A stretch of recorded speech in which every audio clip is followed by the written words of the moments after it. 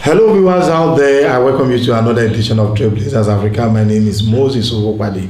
Today I've got a very big fish in the house, someone you would like to meet, someone who has seen it all in the continent of Africa, someone who has represented Ghana at various places as an ambassador and a high commissioner. Well, just call him an ambassador. You are very much correct. I have with me today His Excellency. Well, he doesn't like to be called a doctor, but he's also a doctor. His Excellency Dr. Kabra Amihere, and he is my guest on Trailblazers Africa today. He was born and bred, educated in Ghana, and today he is one of the best hand also in the media world. He is a journalist, an ambassador, a doctor, everything, a father, and of course a good uncle, I must say. Well, I'd like to welcome you, Your Excellency. Welcome to Trailblazers Africa. Thank you very much for the opportunity. Sir, as an ambassador, let's look at the experience. You are still a journalist, but you've been to two countries, Sierra Leone and Cote d'Ivoire. How was the experience like? Well, as I said, thank you for giving me this opportunity to share with me my experiences as an ambassador.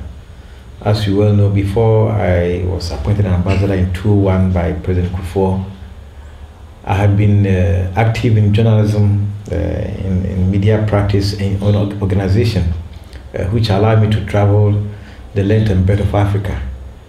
But the chance to be an ambassador was a different experience. And I would say that it was exciting. It offered me a chance to show another aspect of my life, and I was privileged to serve in two conflict zones, that is Sierra Leone and then Cote d'Ivoire. And my next book, which we publish in January, will capture at length my experiences, but I would say that it was quite interesting to be a witness to history and to be part of peacemaking. Because as you say, the Bible says, blessed are the peacemakers.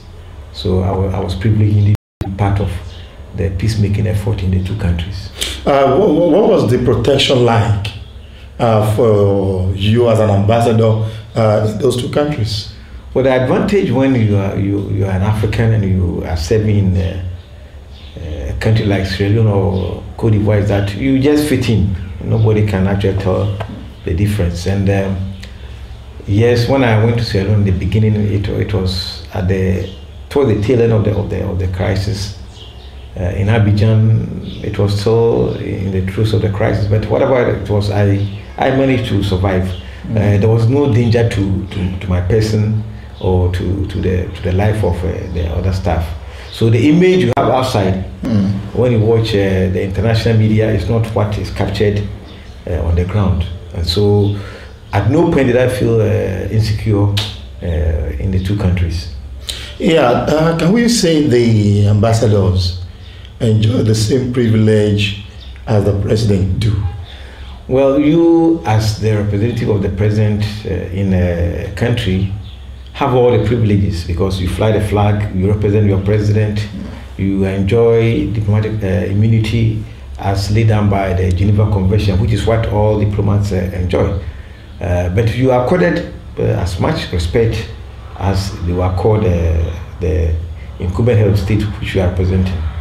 In terms of contribution and impact, would you say one would have made more impact at home than being outside, or it's the same? Well, diplomacy is an extension of domestic policy. So the interests we pursue abroad are supposed to reinforce domestic interests, that's the national interest. And if you ask me from my own perspective, I had done 25 years of journalism in Ghana, and I think I've done a lot. By being asked to serve abroad, I was given another opportunity to add some value to the national effort. And I believe that as my book will show, if you look at what we did in Sierra Leone, what we did in Abidjan, it all has enriched our collective national experience. And so for me, it doesn't matter where you serve, whether you serve in abroad or home, you must give your best to the society. The same values of integrity, probity, accountability, and dedication to the nation should guide you wherever you serve, whether at home or abroad. But some people will say, I want to be closer to my people because some of them have political ambition. Now, in a situation where such person, want to have a day-to-day interaction with his, maybe, let me use the word constituency, but it's been posted out, will there not be a break in the clique that is trying to build our home? Well, the way I see it is that what you do at home or abroad, as a Ghanaian, as a Nigerian, as an African, should reinforce and reinvigorate the interests at home. So, for instance, when I look at my role as an ambassador in Abidjan, in Freetown in particular, okay, we did a lot to promote economic diplomacy, to the extent that every year since I left, and when I was there, about 40 Ghanaian companies go there to sell their goods, and there are a number of Ghanaian companies working in Sierra Leone. This is as a result of the intervention that we made. So for me, it doesn't matter where you serve, whether you serve in Ghana or abroad, in any capacity, and you're an African, you must do things to improve life on the continent, in your country. Now, as a journalist that was asked to go and serve as an ambassador, when the invitation came, what was your impression like? That, from journalism to ambassadorial, office? Well, I had never in my life prepared myself. I mean, mentally, I didn't see my life as a stage in my life as an ambassador. So it came as a sort of surprise. But all my life, I have believed that service to the nation is paramount, and that influenced my life as a journalist. Mm-hmm. So being asked to serve abroad, I thought was an extension of what I've been doing over the years. And in my capacity as the president of the West African Journalists Association, I was doing diplomacy at another level. So I was more or less prepared to do what I was asked to do in Sierra Leone and then Cote d'Ivoire.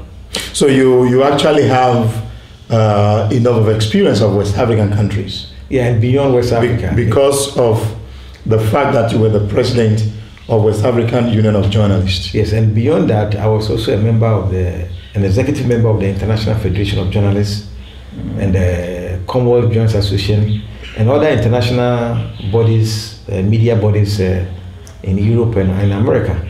So I had been traveling the world doing negotiations on behalf of journalists in Africa, beyond Ghana and West Africa. And that, for me, was an aspect of diplomacy that I was practicing without knowing I was practicing. You were an ambassador in Sierra Leone and Cote d'Ivoire. What period were they, the years? I was in Sierra Leone from October 2001 to November 2005, and then in Cote d'Ivoire from January 2006 to February 2009. Oh, so you just came back home? Yes, I just came back. Well, viewers at home, we go on this short break. I've been speaking with His Excellency Kabra, I beg your pardon, the ambassador of Ghana to Sierra Leone and Cote d'Ivoire. We'll be back after this short break.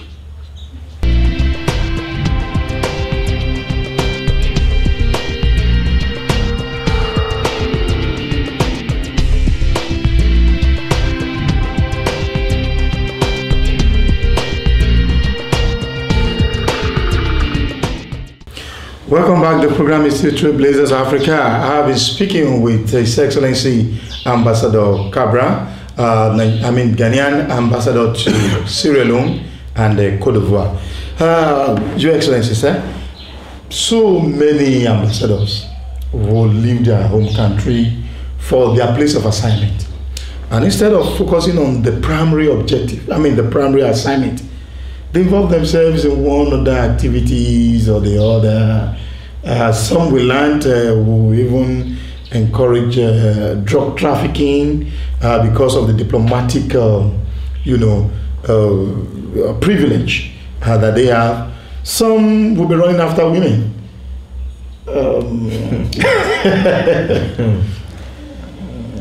What's your reaction to that, Your Excellency? Well, I would say that to the credit of the Ghana Foreign Service, in our 50 years plus of being in the business, the record has been very, very positive. I think the most Ghanaian diplomats, from the lowest to the highest, are trained to exhibit a lot of integrity at post. Of course, there are attractions, as you have listed, are there. But then when you remember that you are representing your country, then whatever you do in your personal official capacity must be above board. And I would like to say, as I said, to the credit of our foreign service, that we have so far lived up to the high standards and ideals of diplomacy. Also, you want to give the Ghanaian ambassadors out there a plus? Yeah, all the diplomats that serve Ghana. I'm not saying that we haven't had bad moments or one or two cases, but on the whole, we can be proud of the Ghana Foreign Service. Now, some ambassadors, you ask them some questions as regards the home front from the country of their assignment, and they appear not to have the grip of what you are asking them. Are ambassadors really enjoying the support from the home front, like the ministers at home do? Well, I can speak for the Ghana Foreign Service, and I'm saying that we have a system in place that ensures the kind of support you are talking about. We have all the problems of bureaucracy, but on the whole, no Ghanaian diplomat abroad will take a step or embark on a policy without the right advice from home.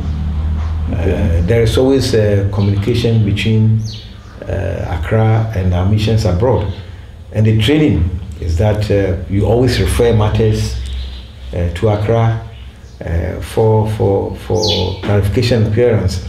Of course, where you have to act, you act guided and advised by the general framework of Ghana's foreign policy. Do the ambassadors have the right to influence decision making as regards infrastructural development in their constituency, having in mind that, look, you are not serving within the country? Well, as I said, what we do as missions abroad is an extension of government policy. Let me give an example. When President Kufuor was appointed was elected as president, he made as the cornerstone of his foreign policy, economic diplomacy, and good neighborliness with our immediate West African countries. He continued with Ghana's commitment to the African Union, to the UN. So within this framework, every diplomat serving the Ghana Foreign Service is expected to operate. So, for instance, when I was in Sierra Leone, we did a lot in this regard. For instance, we got a number of Ghanaian companies operating in Sierra Leone, and within the spirit of South-South cooperation, Ghana gave technical assistance to the Sierra Leone Port Authority, and today they are making profit. They are running the port as efficient as before. So this is all part of the general framework of President Kufuor's policy, which became the guide to all his ambassadors and envoys. Yes, it's quite interesting to have the knowledge of what it takes, and now one feels to to represent one's nation outside there. Well, if you are there and you are even an ambassador yourself, but I'm talking about someone who has been appointed to represent his country. We go on, this is another break. When we return, I'll be back with my guest, His Excellency Kabra, the ambassador to Sierra Leone and Cote d'Ivoire.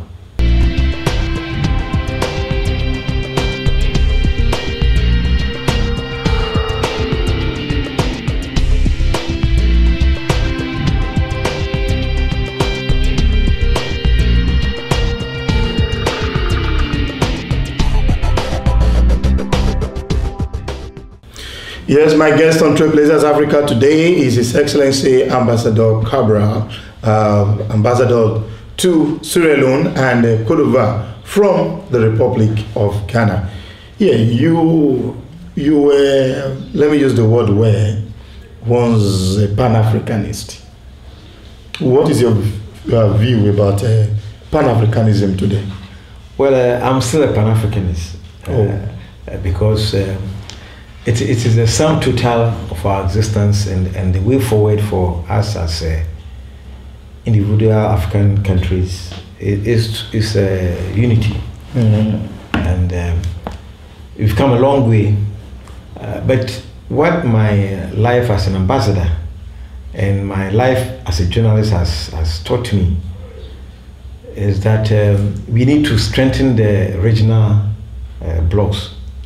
You know, at the height of the formation of the African OAU, there was the debate between the gradualists and the progressives, bordering whether you should start with regional groupings or a continental body. And that debate was revived in 2007 when the AU met in Ghana. But my experience as an ambassador is that we are not doing much to forge closer links within the sub-region. Okay. So you take travel in West Africa between Accra and Lagos, between Accra and Abidjan. You are talking about transporting goods from here to Freetown. The roadblocks, the extortion on the roads. You're talking about the borders. The borders, the extortions. The fact that countries are not respecting the protocols, which will allow free movement of people and goods. There are some countries in West Africa where the day you arrive, although the ECOWAS protocol says that you can stay for 90 days without going through registration or seeking a resident permit, there are some countries, at least one or two, where you need to have for a week that you stay there a resident permit of a sort. So yes, the ultimate goal remains. But I think that you should. I've come to the conclusion after life as an ambassador and as a journalist traveling in West Africa and Africa that we need to start with the regional groupings, ECOWAS, SADC, EAC, and when we have freed all the barriers, then we can go beyond. Now, take visa requirements. I think there we in West Africa are doing very well, but I think time has come for that facility to be spread across the continent. Yes, I spoke with the minister from Zimbabwe, and he told me that Southern Africans are trying to come up with a common currency. Then I asked him, what happens to the vision of the African Union that is also debating on having a common currency in Africa? Don't you think that some of these regional, differences will still be a barrier to unity that would have, achieved? Well, the way I understand it, for you to have in ECOWAS, we are talking about common currency. It means that all the countries must converge economically to a point where our standards, our levels are about the same. Now, if you're able to begin with that, it will be easier for Africa as a whole to have a common currency. Because if it is so difficult, in fact, in the last 5 years or so, in ECOWAS, just among the 4 or 5 Anglophone countries in West Africa, that is Liberia, Nigeria, Ghana, Sierra Leone, and Gambia. It's taken almost 6-8 years for us to reach the convergence that will enable us to have a common currency with the Francophone zone. So if it is taking this long, then to have the convergence for all Africa will even take a longer period. So my argument is that, and that's one school of thought, is that let's begin with the regions. Once they have all met those benchmarks, it will be easier to unite. I think one other problem will be the economic status of each of these countries. Take for instance, if you look at the economy, the Ghanaian economy and Nigerian economy, you might likely not find equilibrium